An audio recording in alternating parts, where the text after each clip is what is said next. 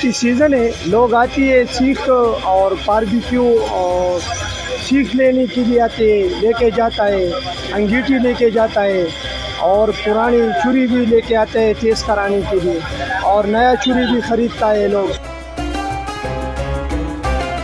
सीख दर्जन 400 रुपये 500 रुपये मिलते हैं, अंगीठी 700 800, अच्छा वाला अंगीठी जो है ना ये 1500 का मिलता है, वो स्टील वाली, वो चादर स्टील वाली है। ईद उल कुर्बान पे अपनी इस रिवायत को जारी रखने के लिए बारबेक्यू के लिए सीखें वगैरह ख़रीदने आए हैं। दोस्त आएंगे, बारबेक्यू का प्रोग्राम है, खाने पीने के लिए घर में फैमिलीज़ आएंगी, बारबेक्यू प्रोग्राम के लिए सीखें लेने आई हैं। ये भी महंगाई की नज़र हो गई हैं, जैसे सब चीज़ें के रेट बढ़ चुके हैं।